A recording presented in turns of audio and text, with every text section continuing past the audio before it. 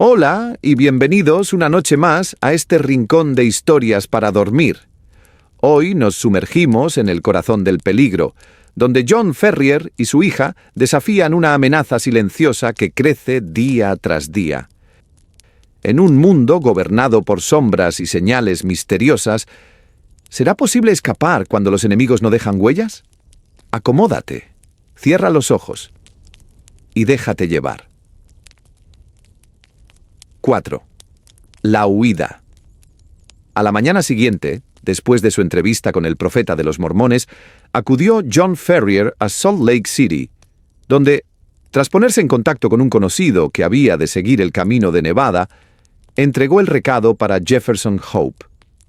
En él se explicaba al joven lo inminente del peligro a que estaban expuestos y lo necesaria que se había hecho su vuelta.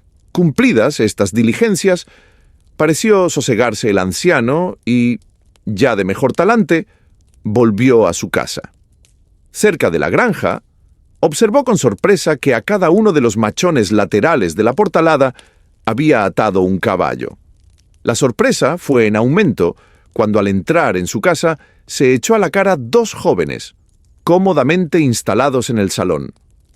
Uno era de faz alongada y pálida, y estaba arrellanado en la mecedora, extendidas las piernas y puestos los dos pies sobre la estufa. El otro, un mozo de cuello robusto y tosco y mal dibujadas facciones, permanecía en pie junto a la ventana. Con las manos en los bolsillos, se entretenía silbando un himno entonces muy en boga. Ambos saludaron a Ferrier con una ligera inclinación de cabeza, después de lo cual dio el de la mecedora inicio a la conversación. «Quizá no sepas quiénes somos», dijo. «Este de aquí es hijo del viejo Drever, y yo soy Joseph Stangerson, uno de tus compañeros de peregrinación en el desierto, cuando el Señor extendió su mano y se dignó recibirte entre los elegidos. ¿Cómo recibirá a las restantes naciones del mundo en el instante por él previsto?», añadió el otro con acento nasal. «Lentamente trenza su red el Señor, mas los agujeros de ésta son finísimos». John Ferrier esbozó un frío saludo. No le cogía de nuevas la identidad de sus visitantes. «Por indicación de nuestros padres», prosiguió Stangerson, «hemos venido a solicitar la mano de tu hija. Vosotros determinaréis a cuál de los dos corresponde. Dado que yo tengo tan solo 4 mujeres, mientras que el hermano Drever posee 7, me parece que reúno yo más títulos para ser el elegido». Hermano Stangerson», repuso aquel, «no se trata de cuántas mujeres tengamos, sino del número de ellas que podamos mantener. Mi padre me ha traspasado sus molinos, por lo que soy más rico que tú». «Pero me aguarda a mí un futuro más holgado», respondió su rival vehementemente. «Cuando el Señor tenga a bien llevarse a mi padre, entraré en posesión de su casa de tintes y su tenería. Además, soy mayor que tú, y por lo mismo, estoy más alto en la jerarquía de la iglesia».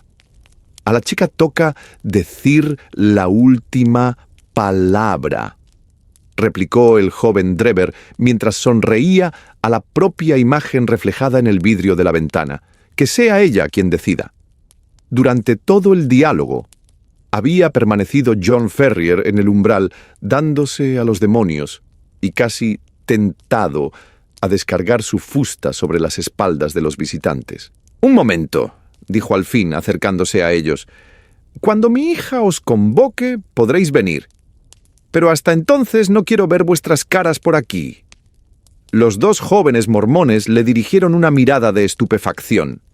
A sus ojos, el forcejeo por la mano de la hija suponía un máximo homenaje, no menos honroso para ésta que para su padre. «Hay 2 caminos que conducen fuera de la habitación», gritó Ferrier. «La puerta y la ventana. ¿Cuál preferís?». Su rostro moreno había adquirido una expresión tan salvaje, y las manos un tan amenazador ademán, que los dos visitantes saltaron de sus asientos, emprendiendo una rápida retirada. El viejo granjero les siguió hasta la puerta. «Me haréis saber quién de los dos se ha dispuesto que sea el agraciado», dijo con sorna. «Recibirás tu merecido», chilló Stangerson, lívido de ira.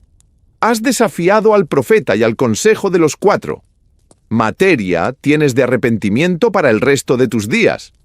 El Señor asentará sobre ti su pesada mano», exclamó a su vez el joven Drever.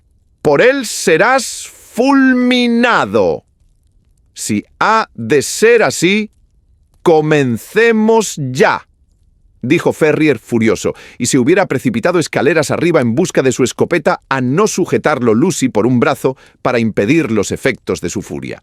Antes de que pudiera desasirse, el estrépito de unas uñas de caballo sobre el camino medía ya la distancia que habían puesto por medio sus enemigos.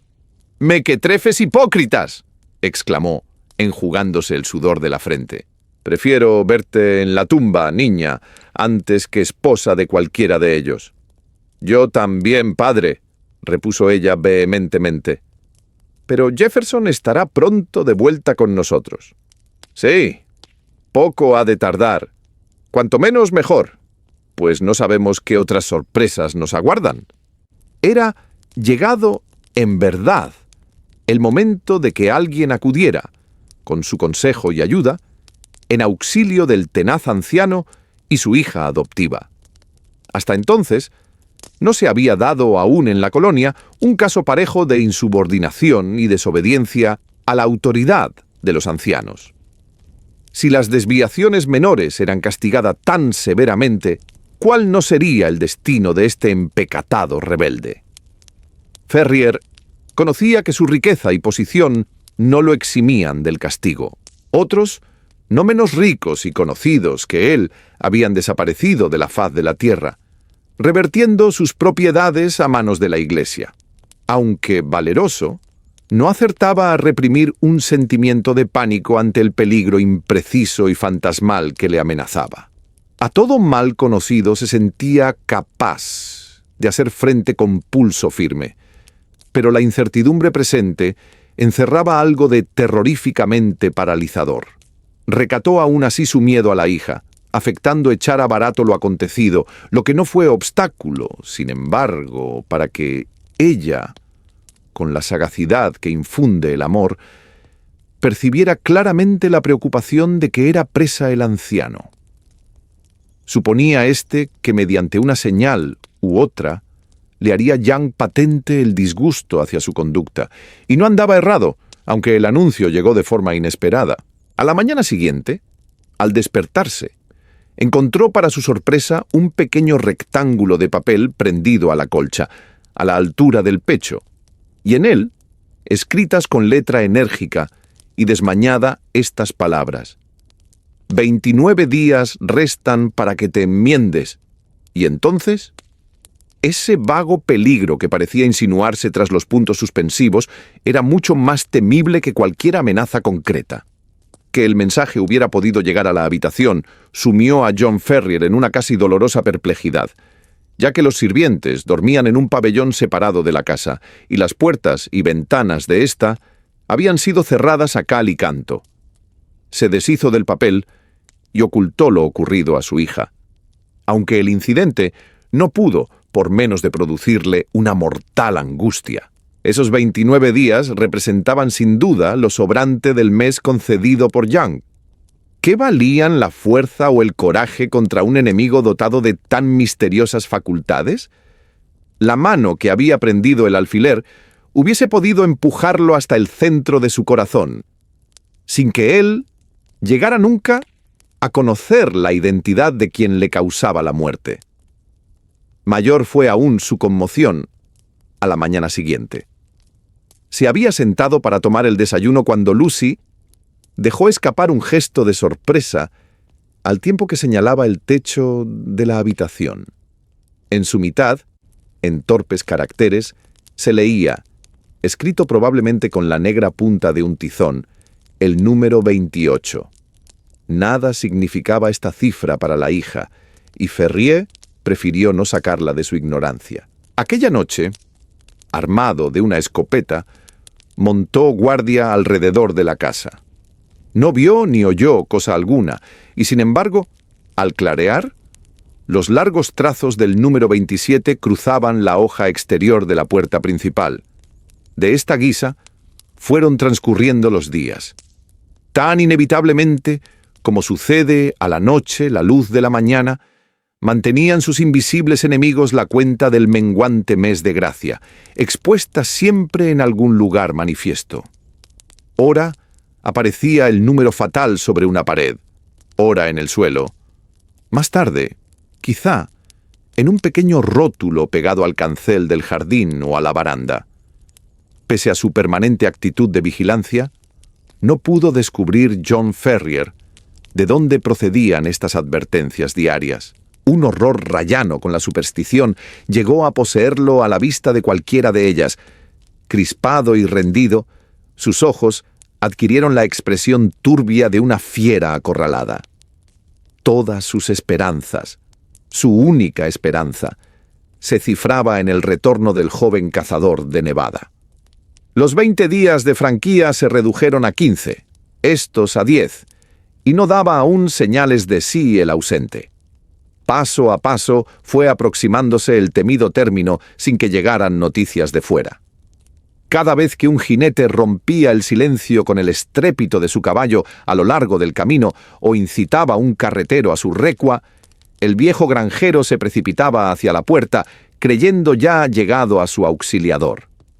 Al fin, cuando los 5 últimos días dieron paso a los 4 siguientes, y los 4 a sus sucesivos 3, perdió el ánimo, y con él la esperanza en la salvación. Solo, y mal conocedor de las montañas circunvecinas, se sentía por completo perdido. En los caminos más transitados se había montado un estricto servicio de vigilancia que estorbaba el paso a los transeúntes no autorizados por el Consejo. Mirara donde mirara, se veía inevitablemente condenado a sufrir el castigo que se cernía sobre su cabeza. Con todo, 1000 veces hubiera preferido el anciano la muerte a consentir en lo que por fuerza se le antojaba el deshonor de su hija. Sobre tales calamidades y los vanos intentos de ponerles remedio, reflexionaba una tarde el sedente John Ferrier. Aquella misma mañana había sido trazado el número 2 sobre la pared de su casa, anuncio de la única franquía que, junto a la siguiente, todavía restaba hasta la expiración del plazo. ¿Qué ocurriría entonces? 1000 terribles e imprecisas fantasías atormentaban su imaginación. ¿Qué sería de su hija cuando él faltara? No ofrecía escape la invisible maraña que alrededor de ellos se había trenzado. Derrumbó la cabeza sobre la mesa y se abandonó al llanto ante el sentimiento de su propia impotencia. ¿Pero qué era eso? Un suave arañazo había turbado el silencio reinante, un ruido tenue, aunque claramente perceptible en medio de la quietud de la noche. Procedía de la puerta de la casa. Ferrier se deslizó hasta el vestíbulo y aguzó el oído. Hubo una pausa breve, y después el blando, insidioso sonido volvió a repetirse. Evidentemente, alguien estaba golpeando con mucho tiento los cuarterones de la puerta. ¿Quizá un nocturno sicario enviado para llevar adelante las órdenes asesinas del tribunal secreto? ¿O acaso el agente encargado de grabar el anuncio del último día de gracia? Ferrier sintió que una muerte instantánea sería preferible a esta azorante incertidumbre que paralizaba su corazón. De un salto llegó hasta la puerta y, descorriendo el cerrojo, la abrió de par en par. Fuera reinaba una absoluta quietud. Estaba despejada la noche y en lo alto se veían parpadear las estrellas. Ante los ojos del granjero se extendía el pequeño jardín frontero, ceñido por la cerca y la portalada, pero ni en el espacio interior ni en la carretera se echaba de ver figura humana alguna. Con un suspiro de alivio, oteó Ferrier a izquierda y derecha, hasta que, habiendo dirigido por casualidad la mirada en dirección a sus pies, observó con asombro que un hombre yacía boca abajo sobre el suelo, abiertos en compás los brazos y las piernas. Tal sobresalto le produjo la vista del cuerpo, que hubo de recostarse sobre la pared con una mano puesta en la garganta para sofocar el grito que de ésta pujaba por salir. Su primer pensamiento fue el de dar al hombre postrado por herido o muerto. Mas, al mirarlo de nuevo, percibió cómo, serpenteando con la rapidez y sigilo de un ofidio, se deslizaba sobre el suelo hasta penetrar en el vestíbulo. Una vez dentro, recuperó velozmente la posición erecta, cerró la puerta, y fueron entonces dibujándose ante el asombrado granjero las enérgicas facciones y decidida expresión de Jefferson Hope. «¡Santo cielo!», dijo jadeante John Ferrier. «¡Qué susto me has dado! ¿Por qué diablos has entrado en casa así?» «Deme algo de comer», repuso el otro con voz ronca. «Hace 48 horas que no me llevo a la boca un trozo de pan o una gota de agua». Se arrojó sobre la carne fría y el pan que, después de la cena, aún restaban en la mesa de su huésped, y dio cuenta de ellos vorazmente. «¿Cómo anda de ánimo Lucy?», preguntó una vez satisfecha su hambre. «Bien. Desconoce el peligro en que nos hallamos», repuso el padre. «Tanto mejor. La casa está vigilada por todas partes. De ahí que me arrastrara hasta ella. Los tipos son listos, aunque no lo bastante para jugársela a un cazador Washoe». John Ferrier se sintió renacer a la llegada de su devoto aliado. Asiendo la mano curtida del joven, se la estrechó cordialmente. «Me enorgullezco de ti, muchacho», exclamó. «Pocos habrían tenido el arrojo de venir a auxiliarnos en este trance». «No anda descaminado, a fe mía», repuso el joven cazador. «Le tengo ley, pero a ser usted el único en peligro, me lo habría pensado 2 veces antes de meter la mano en este avispero. Lucy me trae aquí, y antes de que le sobrevenga algún mal, hay en Utah un Hope para dar por ella la vida. ¿Qué hemos de hacer? Mañana se acaba el plazo, y a menos que nos pongamos esta misma noche en movimiento, estará todo perdido. Tengo una mula y 2 caballos esperándonos en el barranco de las Águilas. ¿De cuánto dinero dispone? $2,000 en oro y otros 5,000 en billetes. Es suficiente. Cuento yo con otro tanto. Hemos de alcanzar Carson City a través de las montañas. Preciso es que despierte a Lucy. Suerte que no duermen aquí los criados». En tanto aprestaba Ferrier a su hija para el viaje inminente, Jefferson Hope juntó toda la comida que pudo encontrar en un pequeño paquete, al tiempo que llenaba de agua un cántaro de barro. Como sabía por experiencia, los manantiales eran escasos en las montañas y muy distantes entre sí. Apenas se había terminado los preparativos cuando apareció el granjero con su hija, ya vestida y pertrechada para la marcha. El encuentro de los 2 enamorados fue caluroso, pero breve, pues cada minuto era precioso, y restaba aún mucho por hacer. «Salgamos cuanto antes», dijo Jefferson en un susurro, donde se conocía, sin embargo, el tono firme de quien, sabiendo la gravedad de un lance, ha preparado su corazón para afrontarlo. «La entrada principal y la trasera están guardadas, aunque cabe deslizarse por la ventana lateral y seguir después a campo traviesa. Ya en la carretera, 2 millas tan solo nos separan del barranco de las Águilas, en que aguardada caballería. Cuando despunte el día, estaremos a mitad de camino, en plena montaña». «¿Y si nos cierran el paso?», preguntó Ferrier. Hope dio una palmada a la culata del revólver que sobresalía tras la hebilla de su cinturón. «En caso de que fueran demasiados para nosotros. No dejaríamos este mundo sin que antes nos hicieran cortejo 2 o 3 de ellos», dijo con una sonrisa siniestra. Apagadas ya todas las luces del interior de la casa, Ferrier contempló desde la ventana, sumida en sombra, los campos que habían sido suyos y de los que ahora iba a partirse para siempre. Era este, sin embargo, un sacrificio al que ya tenía preparado su espíritu, y la consideración del honor y felicidad de su hija compensaba con creces el sentimiento de la fortuna perdida. Reinaba tal paz en las vastas mieses y en torno a los susurrantes árboles que nadie hubiese acertado a sospechar el negro revoloteo de la muerte.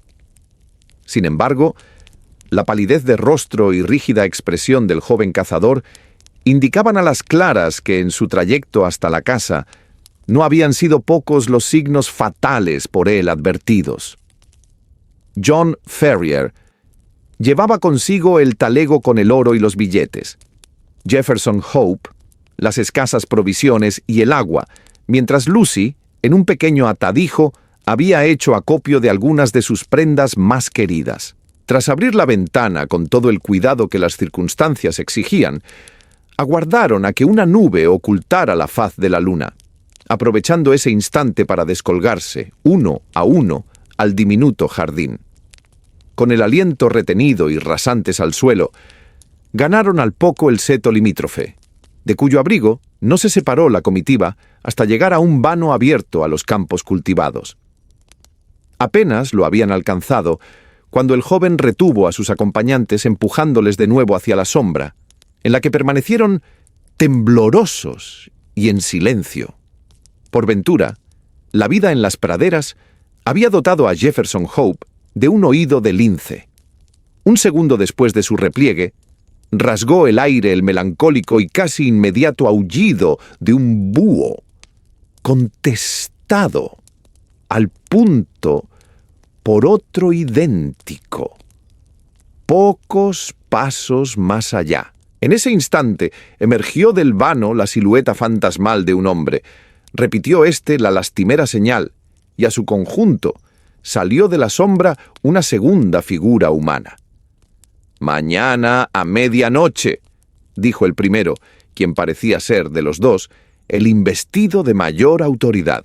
«Cuando el chotacabras grite 3 veces». «Bien», repuso el segundo. «¿He de pasar el mensaje al hermano Drever?» «Que él lo reciba, y tras él los siguientes. 9 a 7, 7 a 5, repitió su compañero, y ambas siluetas partieron rápidas en distintas direcciones. Las palabras finales recataban evidentemente una seña y su correspondiente contraseña.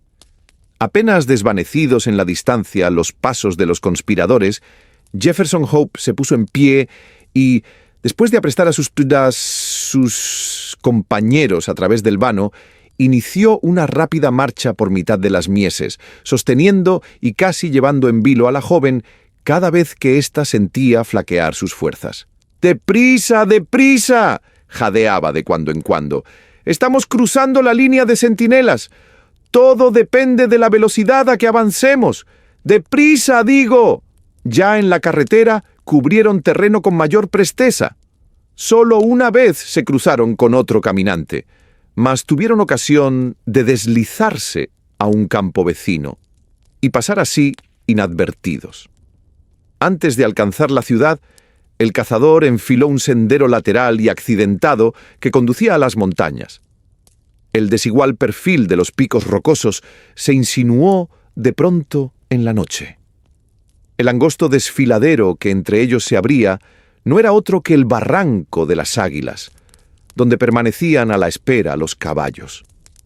Guiado de un instinto infalible, Jefferson Hope siguió su rumbo a través de las peñas y a lo largo del lecho seco de un río, hasta dar con una retirada quiebra, oculta por rocas. Allí estaban amarrados los fieles cuadrúpedos.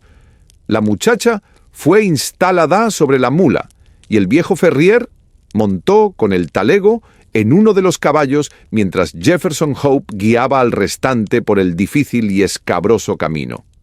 Solo para quien estuviera hecho a las manifestaciones más extremas de la naturaleza podía resultar aquella ruta llevadera. A uno de los lados se elevaba un gigantesco peñasco por encima de los 1000 metros de altura. negro, hosco y amenazante. Erizada la rugosa superficie de largas columnas de basalto, sugería su silueta el costillar de un antiguo monstruo petrificado. A la otra mano, un vasto caos de escoria y guijarros enormes impedía de todo punto la marcha. Entre ambas orillas discurría la desigual senda, tan angosta a trechos que habían de situarse los viajeros en fila india, y tan accidentado que únicamente a un jinete consumado le hubiera resultado posible abrirse en ella camino.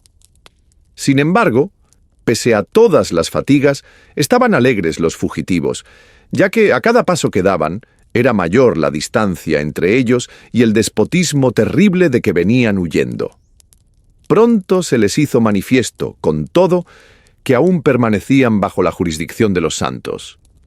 Habían alcanzado lo más abrupto y sombrío del desfiladero cuando la joven dejó escapar un grito, a la par que señalaba hacia lo alto. Sobre una de las rocas que se asomaban al camino, destacándose duramente sobre el fondo, montaba guardia un centinela solitario. Descubrió a la comitiva a la vez que era por ella visto, y un desafiante y marcial «¿Quién vive?» resonó en el silencioso barranco. «Viajeros en dirección a Nevada», dijo Jefferson Hope, con una mano puesta sobre el rifle que colgaba a uno de los lados de su silla. Pudieron observar cómo el solitario vigía amartillaba su arma, escrutando el hondón con expresión insatisfecha. «¿Con la venia de quién?», preguntó. «Los Sagrados Cuatro», repuso Ferrier. Su estancia entre los mormones le había enseñado que tal era la máxima autoridad a que cabía referirse. «9-7», gritó el centinela. «7-5», contestó rápido Jefferson Hope, recordando la contraseña oída en el jardín. «Adelante, y que el Señor sea con vosotros», dijo la voz desde arriba.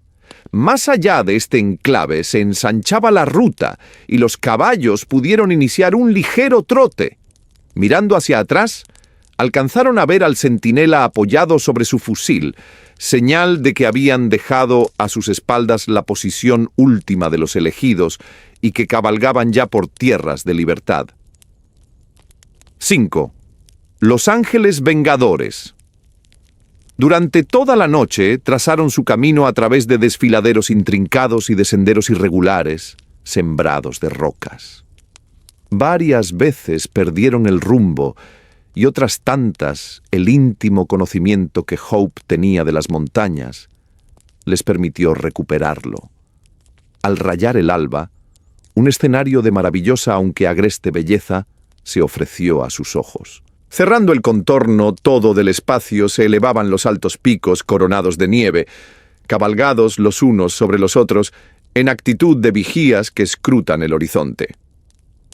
Tan empinadas eran las vertientes rocosas a entrambos lados que los pinos y alerces parecían estar suspendidos encima de sus cabezas, como a la espera de un parco soplo de aire para caer con violencia sobre los viajeros.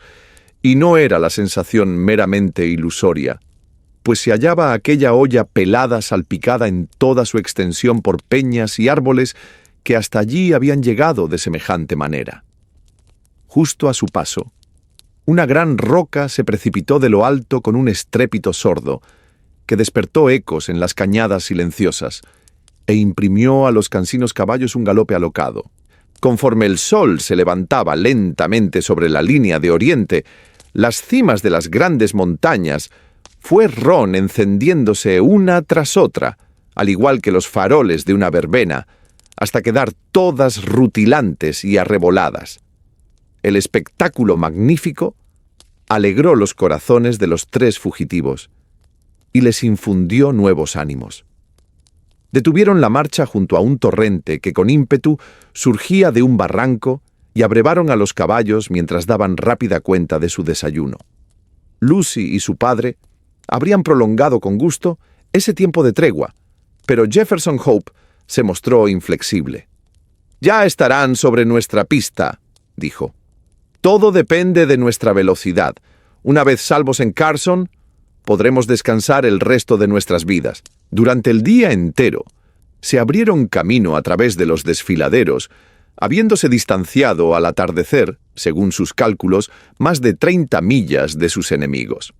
A la noche, establecieron el campamento al pie de un risco saledizo, medianamente protegido por las rocas del viento álgido, y allí, apretados para darse calor, disfrutaron de unas pocas horas de sueño.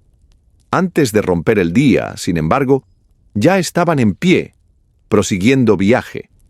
No habían echado de ver señal alguna de sus perseguidores, y Jefferson Hope comenzó a pensar que se hallaban acaso fuera del alcance de la terrible organización en cuya enemistad habían incurrido.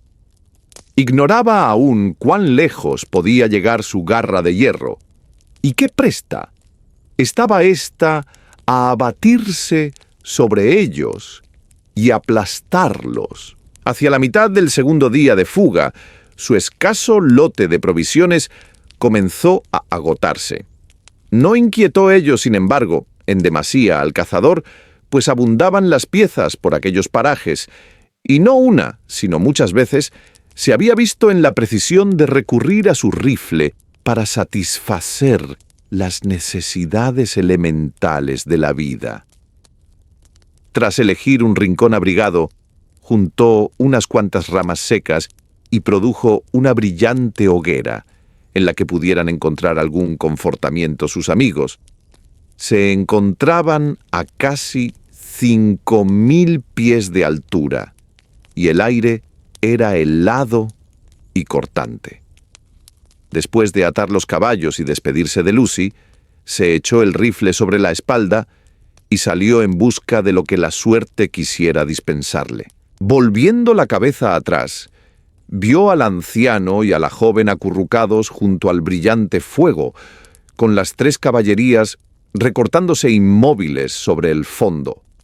A continuación, las rocas se interpusieron entre el grupo y su mirada. Caminó un par de millas de un barranco a otro sin mayor éxito, aunque, por las marcas en las cortezas de los árboles y otros indicios, coligió la presencia de numerosos osos en la zona. Al fin, tras 2 o 3 horas de búsqueda infructuosa, y cuando desanimado se disponía a dar marcha atrás, vio, echando la vista a lo alto, un espectáculo que le hizo estremecer de alegría. En el borde de una roca voladiza, a 300 o 400 pies sobre su cabeza, afirmaba sobre el suelo las pezuñas una criatura de apariencia vagamente semejante a la de una cabra, aunque armada de un par de descomunales cuernos. La gran astada. Por tal, se le conocerá probablemente el guarda o vigía de un rebaño invisible al cazador. Mas, por fortuna, estaba mirando en dirección opuesta a éste, y no había advertido su presencia. Puesto de bruces, descansó el rifle sobre una roca y enfiló largamente y con firme pulso la diana antes de apretar el gatillo. El animal dio un respingo, se tambaleó un instante a orillas del precipicio y se desplomó al cabo valle abajo. Pesaba en exceso la res para ser llevada a cuestas, de modo que el cazador optó por desmembrar una pierna y parte del costado. Con este trofeo terciado sobre uno de los hombros, se dio prisa a desandar lo andado, ya que comenzaba a caer la tarde. Apenas puesto en marcha, sin embargo, advirtió que se hallaba en un trance difícil. Llevado de su premura, había ido mucho más allá de los barrancos conocidos, resultándole ahora difícil encontrar el camino de vuelta. El valle donde estaba tendía a dividirse y subdividirse en numerosas cañadas, tan semejantes que se hacía imposible distinguirlas entre sí. Enfiló una por espacio de 1 milla o más hasta tropezar con un venero de montaña que le constaba no haber visto antes. Persuadido de haber errado el rumbo, probó otro distinto, mas no con mayor éxito. La noche caía rápidamente, y apenas si restaba alguna luz, cuando dio por fin con un desfiladero de aire familiar. Incluso entonces, no fue fácil seguir la pista exacta, porque la luna no había ascendido aún, y los altos riscos, elevándose a una y otra mano, acentuaban aún más la oscuridad. Abrumado por su carga y rendido tras tanto esfuerzo, avanzó a trompicones, infundiéndose ánimos con la reflexión de que a cada paso que diera se acortaba la distancia entre él y Lucy, y de que habría comida bastante para todos durante el resto del viaje. Ya se hallaba en el principio mismo del desfiladero en que había dejado a sus compañeros. Incluso en la oscuridad, acertaba a reconocer la silueta de las rocas que los rodeaban. Estarían esperándolo, pensó, con impaciencia, pues llevaba casi 5 horas ausente. En su alegría juntó las manos, se las llevó a la boca a modo de bocina y anunció su llegada con un fuerte grito, resonante a lo largo de la cañada. Se detuvo y esperó la respuesta. Ninguna obtuvo, salvo la de su propia voz, que se extendió por las tristes, silenciosas cañadas, hasta retornar multiplicada en incontables ecos. De nuevo gritó, incluso más alto que la vez anterior, y de nuevo permanecieron mudos los amigos a quien había abandonado tan solo unas horas atrás. Una angustia indefinible y sin nombre se apoderó de él, y dejando caer en su desvarío la preciosa carga de carne, echó a correr frenéticamente campo adelante. Al doblar la esquina pudo avistar por entero el lugar preciso en que había sido encendida la hoguera. Aún restaba un cúmulo de brasas, evidentemente no avivadas desde su partida. El mismo silencio impenetrable reinaba en derredor. Con sus aprensiones mudadas en certeza, prosiguió, presuroso, la pesquisa. No se veía cosa viviente junto a los restos de la hoguera. Bestias, hombre, muchacha, habían desaparecido. Era evidente que algún súbito y terrible desastre había ocurrido durante su ausencia, un desastre que los comprendía a todos, sin dejar empero rastro alguno tras de sí.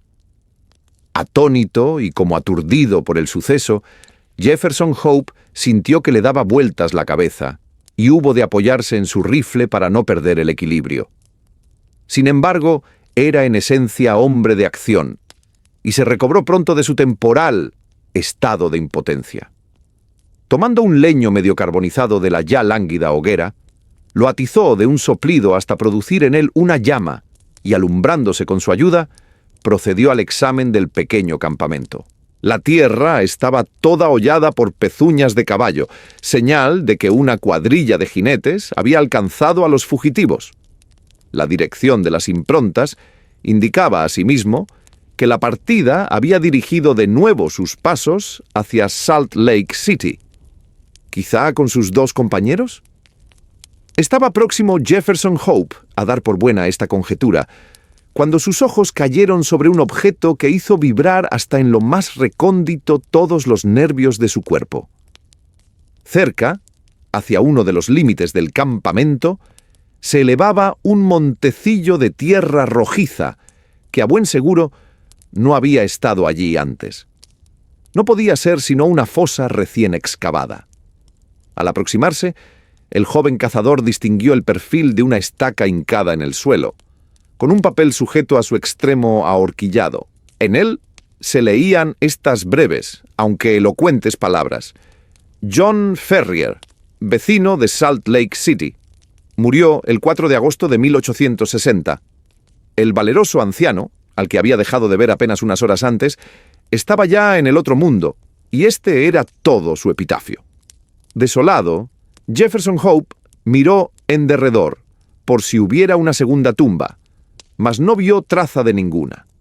Lucy había sido arrebatada por sus terribles perseguidores para cumplir su destino original como concubina en el harén de uno de los hijos de los ancianos. Cuando el joven cayó en la cuenta de este hecho fatal, que no estaba en su mano remediar, deseó de cierto compartir la suerte del viejo granjero y su última y silenciosa morada bajo el suelo. De nuevo, sin embargo, su espíritu activo le permitió sacudirse el letargo a que induce la desesperación. Cuando menos podía consagrar el resto de su vida a vengar el agravio. Además de paciencia y perseverancia enormes, Jefferson Hope poseía también una peculiar aptitud para la venganza, aprendida acaso de los indios entre los que se había criado. Mientras permanecía junto al fuego casi extinto, comprendió que la única cosa que alcanzaría a acallar su pena habría de ser el desquite absoluto, obrado por mano propia, contra sus enemigos. Su fuerte voluntad e infatigable energía no tendrían, se dijo, otro fin. Pálido, ceñudo el rostro, volvió sobre sus pasos hasta donde había dejado caer la carne, y, tras reavivar las brasas, asó la suficiente para el sustento de algunos días. La envolvió luego, y cansado como estaba, emprendió la vuelta a través de las montañas en pos de los ángeles vengadores. Durante 5 días avanzó, abrumado y con los pies doloridos por los desfiladeros que antes había atravesado a uña de caballo. En la noche se dejaba caer entre las rocas, concediendo unas pocas horas al sueño, pero primero que rayase el día, estaba ya de nuevo en marcha. Al 6º día llegó al Cañón de las Águilas, punto de arranque de su desdichada fuga. Desde allí alcanzaba a contemplarse el hogar de los santos. Maltrecho y exhausto, se apoyó sobre su rifle, mientras tendía fieramente el puño curtido contra la silenciosa ciudad extendida a sus pies. Al mirarla con mayor sosiego, echó de ver banderas en las calles principales y otros signos de fiesta.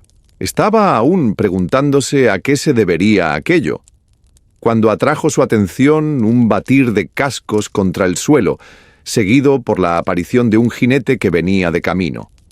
Cuando lo tuvo lo bastante cerca, pudo reconocer a un mormón llamado Cowper, al que había rendido servicios en distintas ocasiones. Por tanto, al cruzarse con él, lo abordó con el fin de saber algo sobre el paradero de Lucy Ferrier.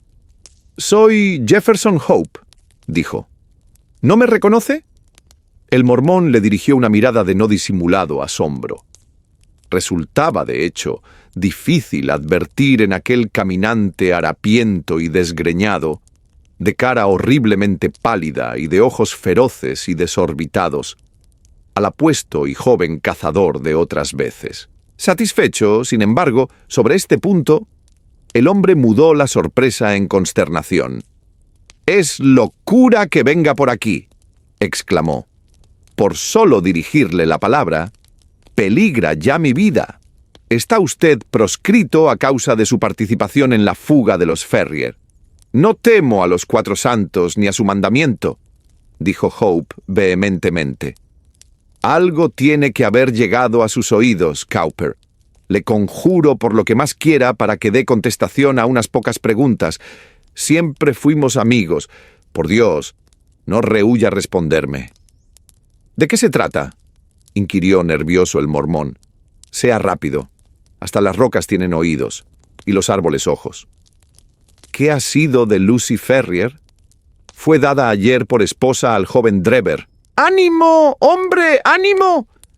Parece usted un difunto». «No se cuide de mí», repuso Hope con un susurro. Estaba mortalmente pálido, y se había dejado caer al pie del peñasco que antes le servía de apoyo. «¿De modo que se ha casado?» «Justo ayer. No otra cosa conmemoran las banderas que veo ondear en la casa fundacional. Los jóvenes Drever y Stangerson anduvieron disputándose la posesión del trofeo. Ambos formaban parte de la cuadrilla que había rastreado a los fugitivos, y de Stangerson es la bala que dio cuenta del padre, lo que parecía concederle alguna ventaja. Mas al solventarse la cuestión en el consejo, la facción de Drever llevó la mejor parte, y el profeta puso en manos de éste a la chica. A nadie pertenecerá por largo tiempo, sin embargo, ya que ayer vi la muerte pintada en su cara. Más semeja un fantasma que una mujer. ¿Se marcha usted?» «Sí», dijo Jefferson Hope, abandonada por fin su posición sedente. Parecía cincelado en mármol el rostro del cazador. Tan firme y dura se había tornado su expresión, en tanto los ojos brillaban con un resplandor siniestro. ¿A dónde se dirige? No se preocupe, repuso, y terciando el arma sobre un hombro, siguió cañada adelante hasta lo más profundo de la montaña, allí donde tienen las alimañas su guarida. De todas ellas, era él la más peligrosa. Entre aquellas fieras, la dotada de mayor fiereza. La predicción del mormón se cumplió con macabra exactitud.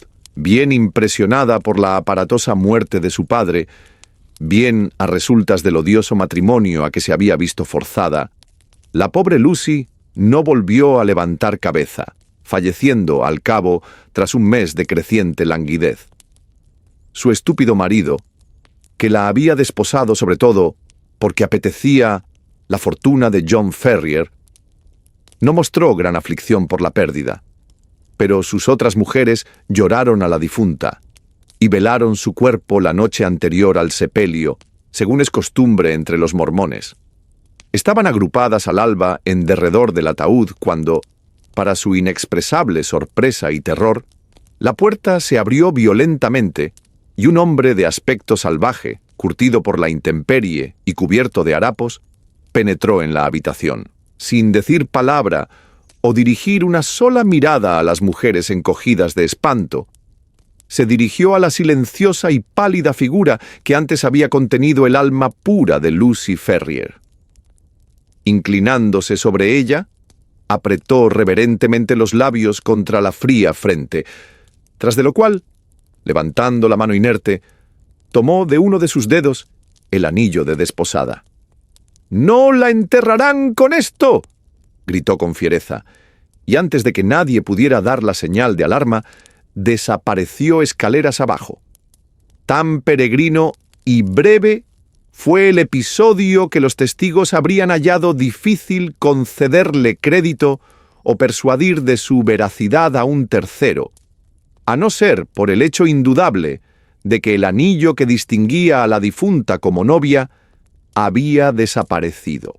Durante algunos meses, Jefferson Hope permaneció en las montañas, llevando una extraña vida salvaje y nutriendo en su corazón la violenta sed de venganza que lo poseía.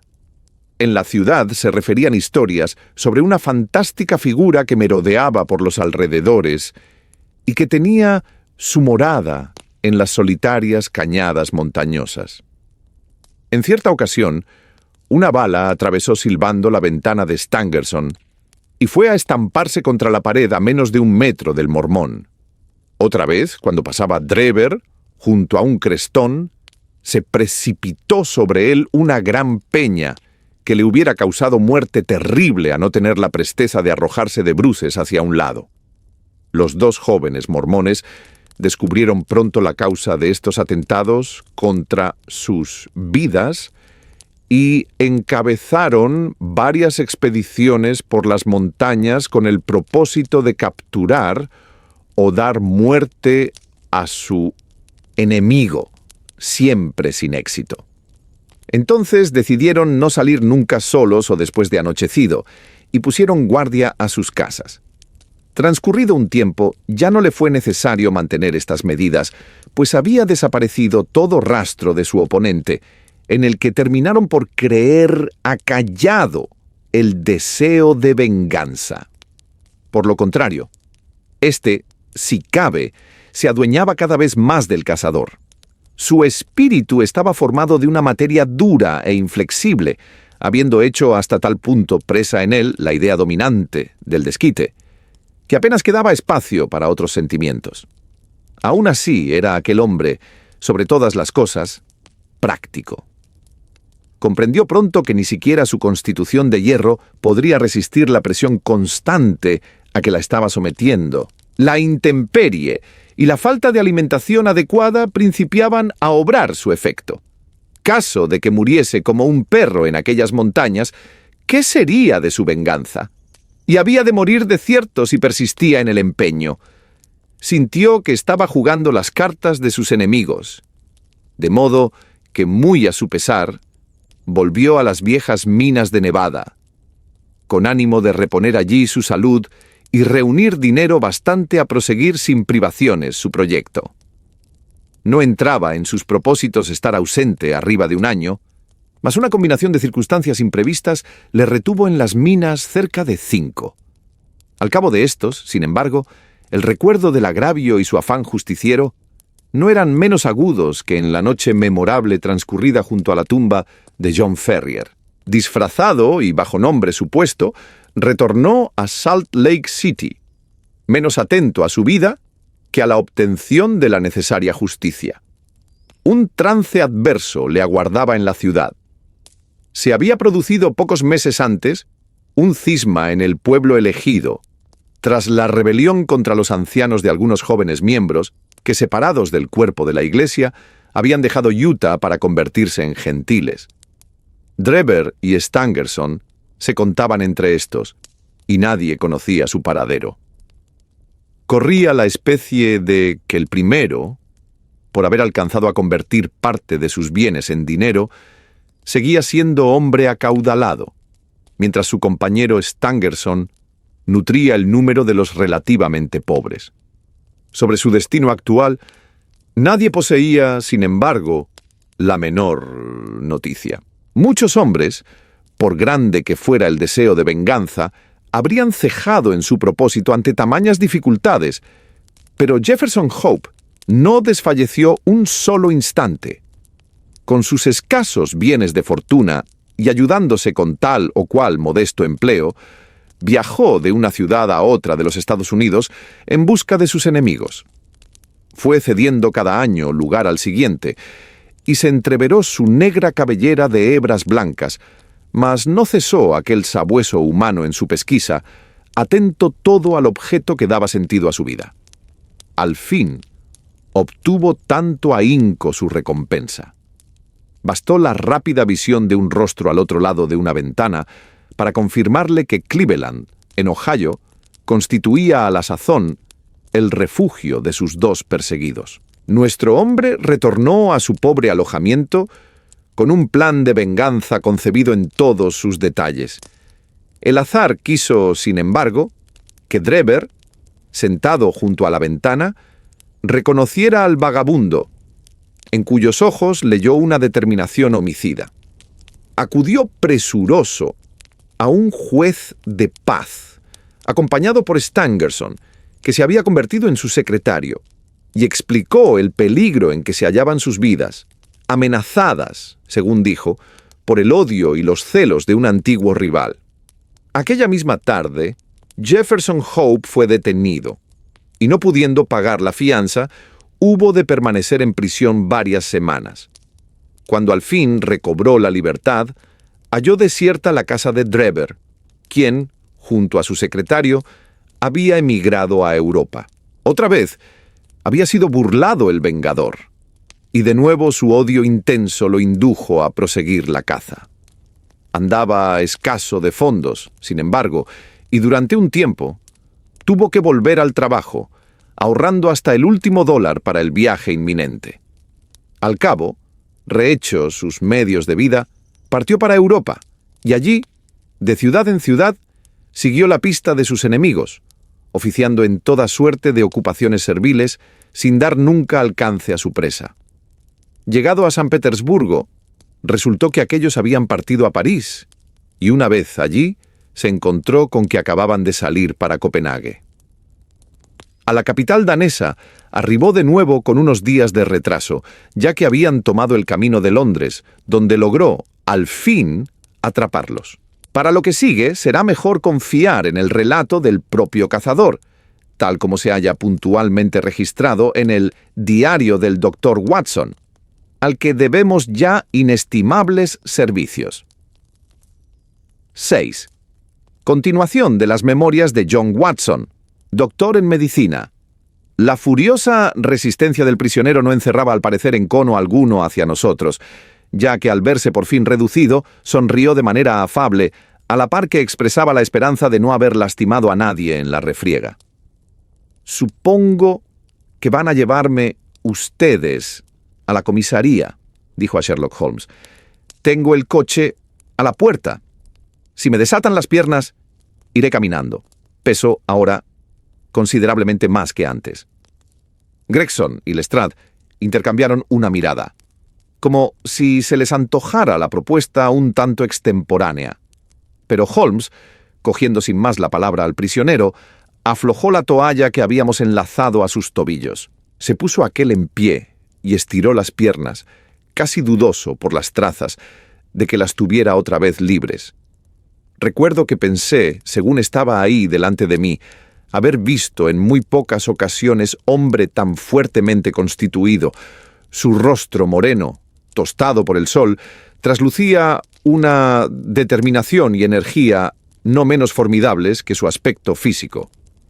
Si está libre la plaza de comisario, considero que es usted la persona indicada para ocuparla, dijo, mirando a mi compañero de alojamiento con una no disimulada admiración. El modo como ha seguido usted mi pista raya en lo asombroso. Será mejor que me acompañen, dijo Holmes a los dos detectives. Yo puedo llevarlos en mi coche, repuso Lestrade.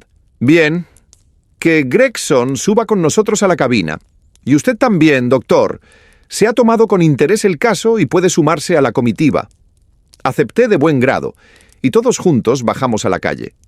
El prisionero no hizo por emprender la fuga, sino que, tranquilamente, entró en el coche que había sido suyo, seguido por el resto de nosotros.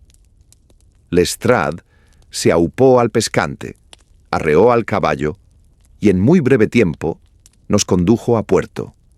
Se nos dio entrada a una habitación pequeña, donde un inspector de policía anotó el nombre de nuestro prisionero, junto con el de los dos individuos a quienes la justicia le acusaba de haber asesinado. El oficial, un tipo pálido e inexpresivo, procedió a estos trámites, como si fueran de pura rutina. «El prisionero comparecerá a juicio en el plazo de una semana», dijo. «Entretanto, ¿tiene algo que declarar, señor Hope? Le prevengo que cuanto diga puede ser utilizado en su contra». «Mucho es lo que tengo que decir», repuso lentamente nuestro hombre. «No quiero guardarme un solo detalle». «¿No sería mejor que atendiera a la celebración del juicio?», preguntó el inspector. «Es posible que no llegue ese momento», contestó. «Mas no se alteren. No me ronda la cabeza la idea del suicidio». «¿Es usted médico?». Volvió hacia mí sus valientes ojos negros en el instante mismo de formular la última pregunta. «Sí», repliqué. «Ponga entonces las manos aquí», dijo con una sonrisa, al tiempo que con las muñecas esposadas se señalaba el pecho. Le obedecí, percibiendo acto seguido una extraordinaria palpitación y como un tumulto en su interior. Las paredes del pecho parecían estremecerse y temblar como un frágil edificio en cuyos adentros se ocultara una maquinaria poderosa. En el silencio de la habitación, acerté a oír también un zumbido o bordoneo sordo, procedente de la misma fuente. «¡Diablos!», exclamé. «Tiene usted un aneurisma aórtico». «Así le dicen, según parece», repuso plácidamente. «La semana pasada acudí al médico y me aseguró que estallaría antes de no muchos días. Ha ido empeorando de año en año, desde las muchas noches al sereno y el demasiado ayuno en las montañas de Salt Lake. Cumplida mi tarea, me importa poco la muerte, mas no quisiera irme al otro mundo sin dejar en claro algunos puntos. Preferiría no ser recordado como un vulgar carnicero». El inspector y los dos detectives intercambiaron presurosos unas cuantas palabras sobre la conveniencia de autorizar semejante relato. «¿Considera, doctor, que el peligro de muerte es inmediato?», inquirió el primero. «No hay duda», repuse. «En tal caso, y en interés de la justicia, constituye evidentemente nuestro deber tomar declaración al prisionero», dijo el inspector. «Es libre, señor, de dar inicio a su confesión, que no lo olvide, quedará aquí consignada. Entonces, con su permiso, voy a tomar asiento», replicó aquel, conformando el acto a las palabras. «Este aneurisma que llevo dentro me ocasiona fácilmente fatiga, y la tremolina de hace un rato no ha contribuido a enmendar las cosas. Hallándome al borde de la muerte, Comprenderán ustedes que no tengo mayor interés en ocultarles la verdad. Las palabras que pronuncié serán estrictamente ciertas. El uso que hagan después de ellas es asunto que me trae sin cuidado. Tras este preámbulo, Jefferson Hope se recostó en la silla y dio principio al curioso relato que a continuación les transcribo. Su comunicación fue metódica y tranquila, como si correspondiera a hechos casi vulgares. Puedo responder de la exactitud de cuanto sigue, ya que he tenido acceso al libro de Lestrade, en el que fueron anotadas, puntualmente, y según iba hablando, las palabras del prisionero. «No les incumbe saber por qué odiaba yo a estos hombres», dijo. «Importa tan solo que eran responsables de la muerte de dos seres humanos, un padre y una hija, y que por tanto habían perdido el derecho a sus propias vidas. Tras el mucho tiempo transcurrido desde la comisión del crimen, me resultaba imposible dar prueba fehaciente de su culpabilidad ante un tribunal. En torno a ella, sin embargo, no alimentaba la menor duda, de modo que determiné convertirme a la vez en juez, jurado y ejecutor. No hubiesen ustedes obrado de otro modo a ser verdaderamente hombres y encontrarse en mi lugar. La chica de la que he hecho mención era, hace 20 años, mi prometida. La casaron por la fuerza con ese Drever, lo que vino a ser lo mismo que llevarla al patíbulo. Yo tomé de su dedo exangüe el anillo de boda, prometiéndome solemnemente que el culpable no habría de morir sin tenerlo ante los ojos, en recordación del crimen en cuyo nombre se le castigaba. Esa prenda ha estado en mi bolsillo durante los años en que perseguí por 2 continentes. Y al fin di caza a mi enemigo y a su cómplice. Ellos confiaban en que la fatiga me hiciese cejar en el intento, mas confiaron en vano. Si, como es probable, muero mañana, lo haré sabiendo que mi tarea en el mundo está cumplida y bien cumplida. Muertos son y por mi mano. Nada ansío ni espero ya. Al contrario que yo, eran ellos ricos, así que no resultaba fácil seguir su pista. Cuando llegué a Londres apenas si me quedaba un penique, y no tuve más remedio que buscar trabajo. Monto y gobierno caballos como quien anda. Pronto me vi en el empleo de cochero. Cuanto excediera de cierta suma que cada semana había de llevar al patrón, era para mi bolsillo. Ascendía, por lo común, a poco, aunque pude ir tirando. Me fue en especial difícil orientarme en la ciudad, a lo que pienso el laberinto más endiablado que hasta la fecha haya tramado el hombre. Gracias, sin embargo, a un mapa que llevaba conmigo acerté, una vez localizados los hoteles y estaciones principales, a componérmelas no del todo mal.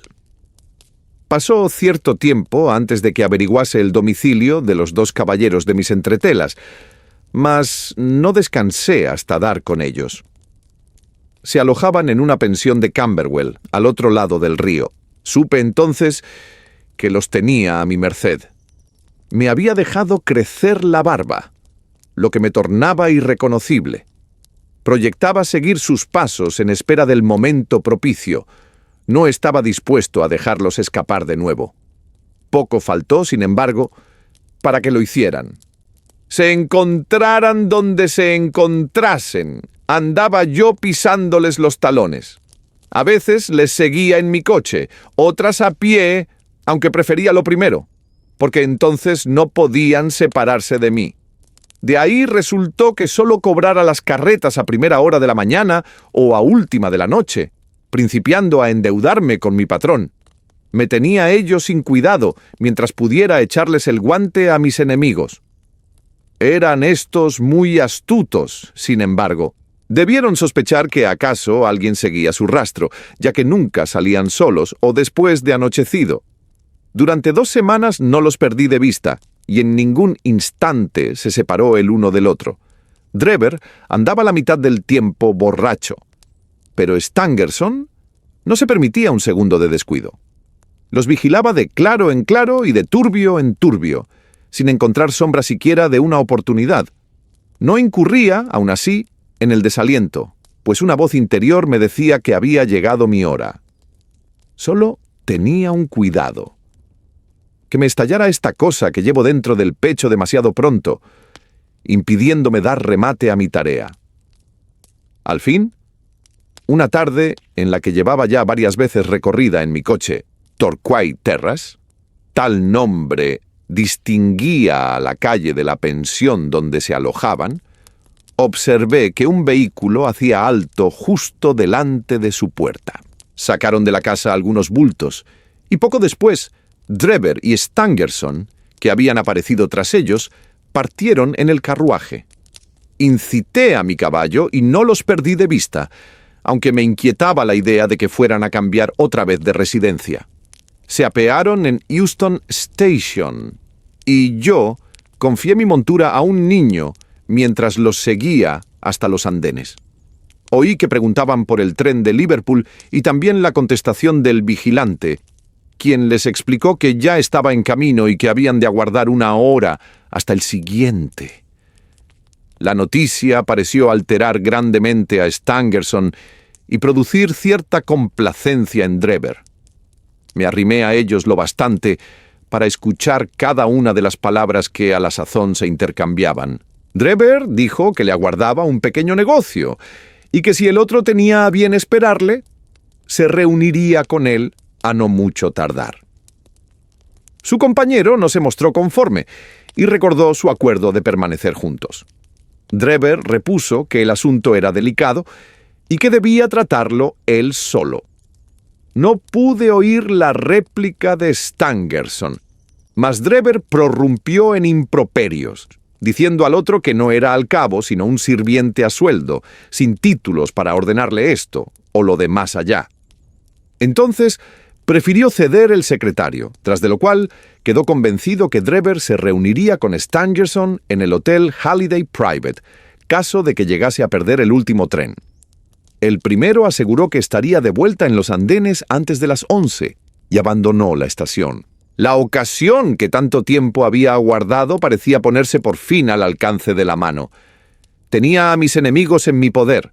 Juntos podían darse protección uno al otro, mas por separado se hallaban a mi merced. No me dejé llevar, sin embargo, de la premura. Mi plan estaba ya dibujado. No hay satisfacción en la venganza, a menos que el culpable encuentre modo de saber de quién es la mano que lo fulmina y cuál la causa del castigo. Entraba en mis propósitos que el hombre que me había agraviado pudiera comprender que sobre él se proyectaba la sombra de su antiguo pecado. Por ventura, el día antes, mientras visitaban unos inmuebles en Brixton Road, un sujeto había extraviado la llave de uno de ellos en mi coche. Fue reclamada y devuelta aquella misma tarde, no antes, sin embargo, de que yo hubiera hecho un molde y obtenido una réplica de la original. De este modo, ganaba acceso a un punto al menos de la ciudad donde podía tener la seguridad de obrar sin ser interrumpido. ¿Cómo arrastrar a Drever hasta esa casa era la difícil cuestión que ahora se me presentaba? Mi hombre prosiguió calle abajo, entrando en uno o dos bares y demorándose en el último casi media hora. Salió del último dibujando eses, bien empapado ya en alcohol. Hizo una seña al Simón que había justo enfrente de mí. Lo seguí tan de cerca que el hocico de mi caballo rozaba casi con el codo del conductor. Cruzamos el puente de Waterloo y después, interminablemente, otras calles, hasta que para mi sorpresa me vi en la explanada misma de donde habíamos partido. Ignoraba la razón de ese retorno, pero asusé a mi caballo y me detuve a unas 100 yardas de la casa. Drever entró en ella y el Simón siguió camino. «Denme un vaso de agua, por favor. Tengo la boca seca de tanto hablar». Le alcancé el vaso, que apuró al instante. Así está mejor, dijo.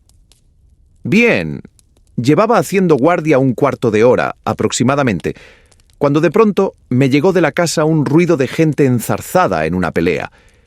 Inmediatamente después se abrió con brusquedad la puerta y aparecieron 2 hombres, uno de los cuales era Drever y el otro un joven al que nunca había visto antes.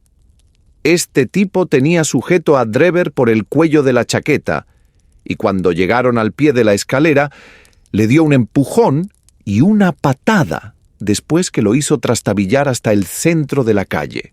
¡Canalla!, exclamó enarbolando su bastón. ¡Voy a enseñarte yo a ofender a una chica honesta! Estaba tan excitado que sospecho que hubiera molido a Drever a palos de no poner el miserable pies en polvorosa. Corrió hasta la esquina y, viendo entonces mi coche, hizo ademán de llamarlo, saltando después a su interior. «Al Holidays Private», dijo. Viéndolo ya dentro, sentí tal pálpito de gozo que temí que en ese instante último pudiera estallar mi aneurisma.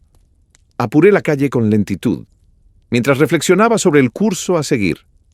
Podía llevarlo sin más a las afueras y allí, en cualquier camino, celebrar mi postrer entrevista con él. Casi tenía decidido tal cuando Drever me brindó otra solución. Se había apoderado nuevamente de él el delirio de la bebida y me ordenó que le condujera a una taberna. Ingresó en ella tras haberme dicho que aguardara por él. No acabó hasta la hora de cierre y para entonces estaba tan borracho que me supe dueño absoluto de la situación. No piensen que figuraba en mi proyecto asesinarlo a sangre fría. No hubiese vulnerado con ello la más estricta justicia, mas me lo vedaba, por así decirlo, el sentimiento. Desde tiempo atrás había determinado no negarle la oportunidad de seguir vivo, siempre y cuando supiera aprovecharla. Entre los muchos trabajos que he desempeñado en América se cuenta el de conserje y barrendero en un laboratorio de York College. Un día el profesor, hablando de venenos, mostró a los estudiantes cierta sustancia a la que creo recordar que dio el nombre de alcaloide y que había extraído de una flecha inficionada por los indios sudamericanos. Tan fuerte era su efecto que un solo gramo bastaba a producir la muerte instantánea. Eché el ojo a la botella donde guardaba la preparación, y cuando todo el mundo se hubo ido, cogí un poco para mí. No se me da mal el oficio de boticario. Con el alcaloide fabriqué unas píldoras pequeñas y solubles, que después coloqué en otros tantos estuches junto a unas réplicas de idéntico aspecto, mas desprovistas de veneno. Decidí que, llegado el momento, esos caballeros extrajeran una de las píldoras, dejándome a mí las restantes. El procedimiento era no menos mortífero y, desde luego, más sigiloso que disparar con una pistola a través de un pañuelo. Desde entonces, nunca me separaba de mi precioso cargamento, al que ahora tenía ocasión de dar destino. Más cerca estábamos de la 1 que de las 12. Y la noche era de perros, huracanada y metida en agua. Con lo desolado del paisaje aledaño contrastaba mi euforia interior, tan intensa que había de contenerme para no gritar. Quienquiera de ustedes que haya anhelado una cosa y por espacio de 20 años porfiado en anhelarla, hasta que de pronto la vea al alcance de su mano, comprenderá mi estado de ánimo. Encendí un cigarro para calmar mis nervios, mas me temblaban las manos y latían las sienes de pura excitación. Conforme guiaba el coche, pude ver al viejo Ferrier y a la dulce Lucy mirándome desde la oscuridad y sonriéndome, con la misma precisión con que les veo ahora a ustedes. Durante todo el camino me dieron escolta, cada uno a un lado del caballo, hasta la casa de Brixton Road. No se veía un alma, ni llegaba al oído el más leve rumor. quitando el menudo de la lluvia. Al asomarme a la ventana del carruaje, avisté a Drever, que, hecho un lío, se hallaba entregado al sueño del beodo. Lo sacudí por un brazo. «Hemos llegado», dije. «Está bien, cochero», repuso.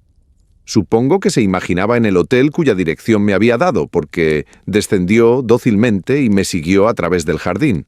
Hube de ponerme a su flanco para tenerle derecho, pues estaba aún un poco turbado por el alcohol. Una vez en el umbral, abrí la puerta y penetramos en la pieza del frente. Le doy mi palabra de honor que durante todo el trayecto padre e hija caminaron juntos delante de nosotros. «Está esto oscuro como boca de lobo», dijo, andando a tientas. «Pronto tendremos luz», repuse, al tiempo que encendía una cerilla y la aplicaba a una vela que había traído conmigo. «Ahora, Enoch Drever», añadí levantando la candela hasta mi rostro, «intente averiguar quién soy yo». Me contempló un instante con sus ojos turbios de borracho, en los que una súbita expresión de horror, acompañada de una contracción de toda la cara, retrocedió vacilante, dando diente con diente y lívido el rostro, mientras un sudor frío perlaba su frente. Me apoyé en la puerta y lancé una larga y fuerte carcajada.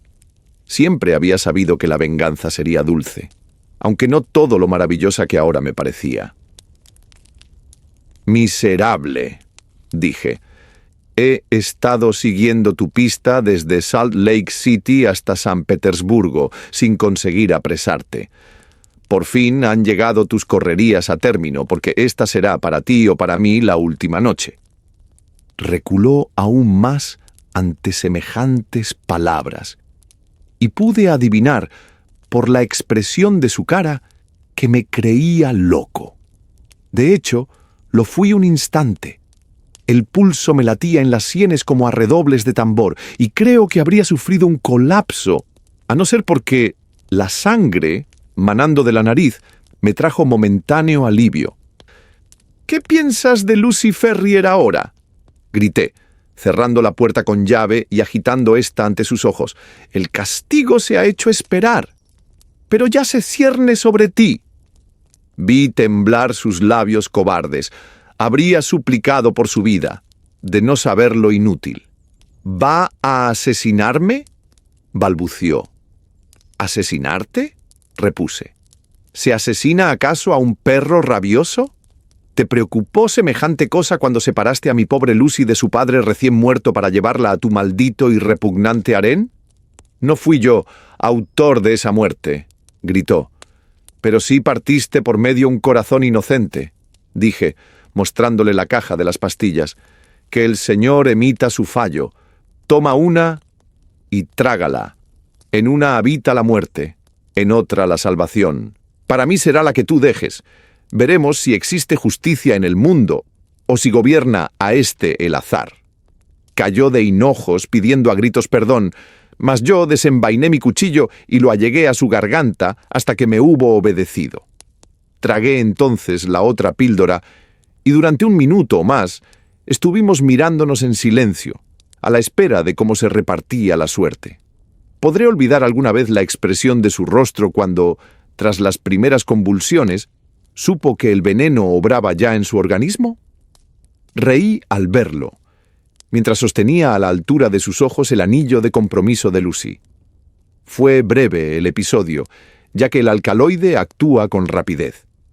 Un espasmo de dolor contrajo su cara, extendió los brazos, dio unos tumbos y entonces, lanzando un grito, se derrumbó pesadamente sobre el suelo. Le di la vuelta con el pie y puse la mano sobre su corazón. No observé que se moviera. Estaba muerto. La sangre había seguido brotando de mi nariz, sin que yo lo advirtiera. No sé decirles qué me indujo a dibujar con ella esa inscripción. Quizá fuera la malicia de poner a la policía sobre una pista falsa, ya que me sentía eufórico y con el ánimo ligero. Recordé que en Nueva York había sido hallado el cuerpo de un alemán con la palabra Reich escrita sobre la pared, y se me hicieron presentes las especulaciones de la prensa atribuyendo el hecho a las sociedades secretas. Supuse que en Londres no suscitaría el caso menos confusión que en Nueva York, y mojando un dedo en mi sangre, grabé oportunamente el nombre sobre uno de los muros. Volví después a mi coche y comprobé que seguía la calle desierta y rugiente la noche. Llevaba hecho algún camino cuando, al hundir la mano en el bolsillo en que solía guardar el anillo de Lucy, lo eché en falta. Sentí que me fallaba el suelo debajo de los pies, pues no me quedaba de ella otro recuerdo. Pensando que acaso lo había perdido al reclinarme sobre el cuerpo de Drever, volví grupas y, tras dejar el coche en una calle lateral, retorné decidido a la casa. Cualquier peligro me parecía pequeño comparado al de perder el anillo. Llegado allí, casi me doy de bruces con el oficial, que justo entonces salía del inmueble, y solo pude disipar sus sospechas fingiéndome mortalmente borracho. De la manera dicha, encontró Enoch Drever la muerte. Solo me restaba dar idéntico destino a Stangerson y saldar así la deuda de John Ferrier. Sabiendo que se alojaba en el Halliday's Private, estuve al acecho todo el día, sin avistarlo un instante. Imagino que entró en sospechas tras la incomparecencia de Drever. Era astuto ese Stangerson y difícil de coger desprevenido. No sé si creyó que encerrándose en el hotel me mantenía a raya, mas en tal caso se equivocaba. Pronto averigüé qué ventana daba a su habitación, y a la mañana siguiente, sirviéndome de unas escaleras que había arrumbadas en una callejuela tras el hotel, penetré en su cuarto según rayaba el día. Lo desperté y le dije que había llegado la hora de responder por la muerte cometida tanto tiempo atrás. Le describí lo acontecido con Drever, poniéndole después en el trance de la píldora envenenada. En vez de aprovechar esa oportunidad que para salvar el pellejo le ofrecía, saltó de la cama y se arrojó a mi cuello. En propia defensa, le atravesé el corazón de una cuchillada. De todos modos, estaba sentenciado, ya que jamás hubiera sufrido la providencia que su mano culpable eligiese otra píldora que la venenosa. Poco más he de añadir, y por suerte, ya que me acabo por momentos. Seguí en el negocio del coche un día, más o menos, con la idea de ahorrarlo bastante para volver a América. Estaba en las caballerizas cuando un rapaz harapiento vino preguntando por un tal Jefferson Hope, cuyo vehículo solicitaban en el 221B de Baker Street. Acudí a la cita sin mayores recelos, y el resto es de ustedes conocido. El joven aquí presente me plantó sus dos esposas con destreza asombrosa. Tal es la historia. Quizá me tengan por un asesino, pero yo estimo, señores, que soy un mero ejecutor de la justicia, en no menor medida que ustedes mismos. Tan emocionante había sido el relato y con tal solemnidad dicho, que permanecimos en todo instante mudos y pendientes de lo que oíamos. Incluso los dos detectives profesionales, hechos como estaban a cuanto se relaciona con el crimen, semejaban fascinados por la historia. Cuando ésta hubo terminado, se produjeron unos minutos de silencio, roto tan solo por el lápiz de Lestrade al rasgar el papel en que iban quedando consignados los últimos detalles de su informe escrito. Sobre un solo punto desearía que se extendiese usted un poco más, dijo al fin Sherlock Holmes. ¿Qué cómplice de usted vino en busca del anillo anunciado en la prensa? El prisionero hizo un guiño risueño a mi amigo. Soy dueño de decir mis secretos, no de comprometer a un tercero. Leí su anuncio y pensé que podía ser una trampa o también la ocasión de recuperar el anillo que buscaba. Mi amigo se ofreció a descubrirlo. Admitirá que no lo hizo mal. Desde luego, repuso Holmes con vehemencia. Y ahora, caballeros, observó gravemente el inspector, ha llegado el momento de cumplir lo que la ley estipula. El jueves comparecerá el preso ante los magistrados, siendo además necesaria la presencia de ustedes. Mientras tanto, yo me hago cargo del acusado. Mientras esto decía, hizo sonar una campanilla, a cuya llamada 2 guardianes tomaron para sí al prisionero. Mi amigo y yo abandonamos la comisaría, cogiendo después un coche en dirección a Baker Street. 7. Conclusión. Teníamos orden de comparecer frente a los magistrados el jueves, mas, llegada esa fecha, fue ya inútil todo testimonio. Un juez más alto se había hecho cargo del caso, convocando a Jefferson Home a un tribunal donde, a buen seguro, le sería aplicada estricta justicia. La misma noche de la captura hizo crisis su aneurisma, y a la mañana siguiente fue encontrado el cuerpo sobre el suelo de la celda. En el rostro había impresa una sonrisa de placidez, como la de quien, volviendo la cabeza atrás, contempla en el último instante una vida útil o un trabajo bien hecho. «Gregson y Lestrade han de estar tirándose de los cabellos», observó Holmes, cuando a la tarde siguiente discutíamos sobre el asunto. «Muerto su hombre, ¿quién les va a dar ahora publicidad?» «No veo que interviniesen grandemente en su captura», repuso. «Poco importa que una cosa se haga», replicó mi compañero con amargura.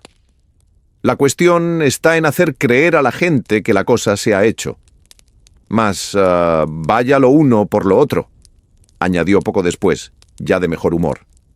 «No me habría perdido la investigación por nada del mundo. No alcanzo a recordar caso mejor que este. Aun siendo simple, encerraba puntos sumamente instructivos». «¡Simple!», exclamé. «Bien, en realidad, apenas si admite ser descrito de distinto modo», dijo Sherlock Holmes, regocijado de mi sorpresa. «La prueba de su intrínseca simpleza está en que, sin otra ayuda que unas pocas deducciones en verdad nada extraordinarias, puse mano al criminal en menos de 3 días. Cierto», dije. «Ya le he explicado otras veces que en esta clase de casos lo extraordinario constituye, antes que un estorbo, una fuente de indicios. La clave reside en razonar a la inversa, cosa, sea dicho de paso, tan útil como sencilla y poquísimo practicada. Los asuntos diarios nos recomiendan proceder de atrás adelante, de donde se echa en olvido la posibilidad contraria. Por cada 50 individuos adiestrados en el pensamiento sintético, no encontrará usted arriba de uno con talento analítico. Confieso», afirmé, «que no consigo comprenderle del todo. No esperaba otra cosa. Veamos si logro exponérselo más a las claras. Casi todo el mundo, ante una sucesión de hechos, acertará a colegir qué se sigue de ellos. Los distintos acontecimientos son percibidos por la inteligencia, en la que, ya organizados, apuntan a un resultado. A partir de este, sin embargo, pocas gentes saben recorrer el camino contrario, es decir, el de los pasos cuya sucesión condujo al punto final. A semejante virtud deductiva llamo razonar hacia atrás o analíticamente. ¿Comprendo? Pues bien, nuestro caso era de esos en que se nos da el resultado, restando todo lo otro por adivinar. Permítame mostrarle las distintas fases de mi razonamiento. Empecemos por el principio. Y, como usted sabe, me aproximé a la casa por mi propio pie, despejada la mente de todo supuesto o impresión precisa. Comencé, según era natural, por inspeccionar la carretera donde, ya se lo he dicho, vi claramente las marcas de un coche, al que por consideraciones puramente lógicas supuse llegado allí de noche. Que era en efecto un coche de alquiler, y no particular, quedaba confirmado por la angostura de las rodadas. Los caballeros en Londres usan un cabriolé, cuyas ruedas son más anchas que las del carruaje ordinario. Así di mi primer paso. Después atravesé el jardín siguiendo el sendero, cuyo suelo arcilloso resultó ser especialmente propicio para el examen de huellas. Sin duda no vio usted sino una simple franja de barro pisoteado, pero a mis ojos expertos cada marca transmitía un mensaje pleno de contenido. Ninguna de las ramas de la ciencia detectivesca es tan principal ni recibe tan mínima atención como esta de seguir un rastro. Por fortuna, siempre lo he tenido muy en cuenta, y un largo adiestramiento ha concluido por convertir para mí esta sabiduría en segunda naturaleza. Reparé en las pesadas huellas del policía, pero también en las dejadas por los dos hombres que antes habían cruzado el jardín. Que eran las segundas más tempranas, quedaba palmariamente confirmado por el hecho de que a veces desaparecían casi del todo bajo las marcas de las primeras. Así arribé a mi segunda conclusión, consistente en que subía a 2 el número de los visitantes nocturnos, de los cuales uno, a juzgar por la distancia entre pisada y pisada, era de altura más que notable, y algo petimetre el otro, según se echaba de ver por las menudas y elegantes improntas que sus botas habían producido. Al entrar en la casa, obtuve confirmación de la última inferencia. El hombre de las lindas botas yacía delante de mí. Al alto, pues, procedí a imputar el asesinato, en caso de que éste hubiera tenido lugar. No se veía herida alguna en el cuerpo del muerto, mas la agitada expresión de su rostro declaraba transparentemente que no había llegado Ignaro a su fin. Quienes perecen víctimas de un ataque al corazón o por otra causa natural y súbita, jamás muestran esa apariencia desencajada. Tras aplicar la nariz a los labios del difunto, detecté un ligero olor acre y deduje que aquel hombre había muerto por la obligada ingestión de veneno. Al ser el envenenamiento voluntario, pensé, no habría quedado impreso en su cara tal gesto de odio y miedo. Por el método de exclusión me vi, pues, abocado a la única hipótesis que autorizaban los hechos. No crea usted que era aquella en exceso peregrina. La administración de un veneno por la fuerza figura no infrecuentemente en los anales del crimen. Los casos de Dolsky en Odessa y el de Leturier en Montpellier acudirían de inmediato a la memoria de cualquier toxicólogo. A continuación se suscitaba la gran pregunta del por qué. La rapiña quedaba excluida, ya que no se echaba ningún objeto en falta. ¿Qué había entonces de por medio? ¿La política? ¿Quizá una mujer? Tal era la cuestión que entonces me inquietaba. Desde el principio, me incliné por lo segundo. Los asesinos políticos se dan grandísima prisa a escapar una vez perpetrada la muerte. Esta, sin embargo, había sido cometida con flema notable, y las 1000 huellas dejadas por su amor a lo largo y ancho de la habitación declaraban una estancia dilatada en el escenario del crimen. Solo un agravio personal, no político, acertaba a explicar tan sistemático acto de venganza. Cuando fue descubierta la inscripción en la pared, me confirmé aún más en mis sospechas. Se trataba, evidentemente, de un falso señuelo. El hallazgo del anillo zanjó la cuestión. Era claro que el asesino lo había usado para atraer a su víctima el recuerdo de una mujer muerta o ausente. Justo entonces, pregunté a Gregson si en el telegrama enviado a Cleveland se inquiría también por cuanto hubiera de peculiar en el pasado de Drever. Fue su contestación, lo recordará usted, negativa. Después procedí a un examen detenido de la habitación, en el curso del cual di por buena mi primera estimación de la altura del asesino y obtuve los datos referentes al cigarro de Trichonopoli y a la largura de sus uñas. Había llegado ya a la conclusión de que, dada la ausencia de señales de lucha, la sangre que salpicaba el suelo no podía proceder sino de las narices del asesino, presa seguramente de una gran excitación. Observé que el rastro de la sangre coincidía con el de sus pasos. Es muy difícil que un hombre, a menos que posea gran vigor, pueda fundir, impulsado de la sola emoción, semejante cantidad de sangre, así que aventuré la opinión de que era el criminal, un tipo robusto y de faz congestionada. Los hechos han demostrado que iba por buen camino. Tras abandonar la casa, hice lo que Gregson había dejado de hacer. Envié un telegrama al jefe de policía de Cleveland, donde me limitaba a requerir cuantos detalles se relacionasen con el matrimonio de Enoch Drever. La respuesta fue concluyente. Declaraba que Drever había solicitado ya la protección de la ley contra un viejo rival amoroso, un tal Jefferson Hope, y que este Hope se encontraba a la sazón en Europa. Supe entonces que tenía la clave del misterio en mi mano, y que no restaba sino atrapar al asesino. Tenía ya decidido que el hombre que había entrado en la casa con Drever y el conductor del carruaje eran uno y el mismo individuo. Se apreciaban en la carretera huellas que solo un caballo sin gobierno puede producir. ¿Dónde iba a estar el cochero? Si no en el interior del edificio. Además, vulneraba toda lógica el que un hombre cometiera deliberadamente un crimen ante los ojos, digamos, de una tercera persona, un testigo que no tenía por qué guardar silencio. Por último, para un hombre que quisiera rastrear a otro a través de Londres, el oficio de cochero parecía sin duda el más adecuado. Todas estas consideraciones me condujeron irresistiblemente a la conclusión de que Jefferson Hope debía contarse entre los aurigas de la metrópoli. Si tal había sido, era razonable además que lo siguiera siendo. Desde su punto de vista, cualquier cambio súbito solo podía atraer hacia su persona una atención inoportuna.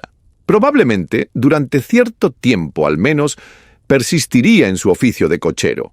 Nada arguía tampoco que lo fuera a hacer bajo nombre supuesto. ¿Por qué mudar de nombre en un país donde era desconocido? Organicé, por tanto, mi cuadrilla de detectives vagabundos, ordenándoles acudir a todas las casas de coches de alquiler hasta que dieran con el hombre al que buscaba. Qué bien cumplieron el encargo y qué prisa me di a sacar partido de ello. Son cosas que aún deben estar frescas en su memoria. El asesinato de Stangerson nos cogió enteramente por sorpresa, mas en ningún caso hubiésemos podido impedirlo.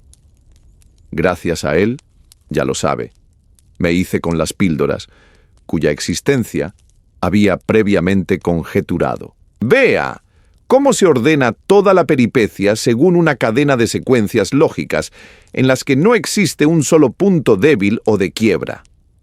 ¡Magnífico!, exclamé. Sus méritos debieran ser públicamente reconocidos. Sería bueno que sacase a la luz una relación del caso.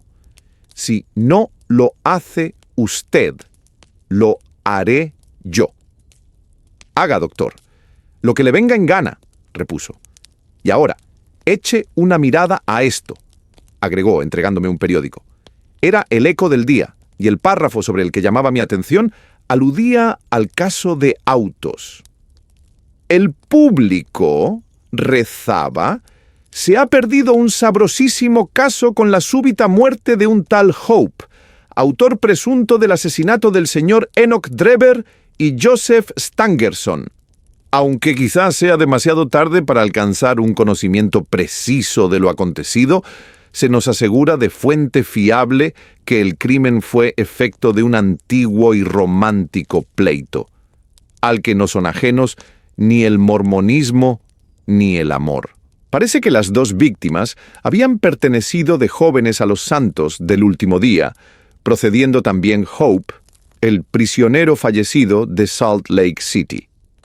El caso habrá servido, cuando menos, para demostrar espectacularmente la eficacia de nuestras fuerzas policiales y para instruir a los extranjeros sobre la conveniencia de zanjar sus diferencias en su lugar de origen y no en territorio británico. Es un secreto a voces que el mérito de esta acción policial corresponde por entero a los señores Lestrade y Gregson, los dos famosos oficiales de Scotland Yard. El criminal fue capturado, según parece, en el domicilio de un tal Sherlock Holmes, un detective aficionado que ha dado ya ciertas pruebas de talento en este menester, talento que acaso se vea estimulado por el ejemplo constante de sus maestros. Es de esperar que, en prueba del debido reconocimiento a sus servicios, se celebre un homenaje en honor de los dos oficiales. ¿No se lo dije desde el comienzo?, exclamó Sherlock Holmes con una carcajada. He aquí lo que hemos conseguido con nuestro estudio en escarlata. Procurar a esos dos botarates un homenaje. Pierda cuidado, repuse. He registrado todos los hechos en mi diario y el público tendrá constancia de ellos. Entretanto, habrá usted de conformarse con la constancia del éxito, al igual que aquel avaro romano. Populus me sibilat, ad mihi plaudo, ipse domi simul ac nummos contemplar in arca. Y mientras Jefferson Hope desaparece entre las montañas, con el corazón endurecido por la pérdida y el alma encendida por la justicia, nos preguntamos, ¿será la venganza suficiente para sanar un amor roto? Si quieres saber cómo continúa esta travesía, suscríbete y acompáñanos en el próximo capítulo. ¡Que tengas dulces sueños!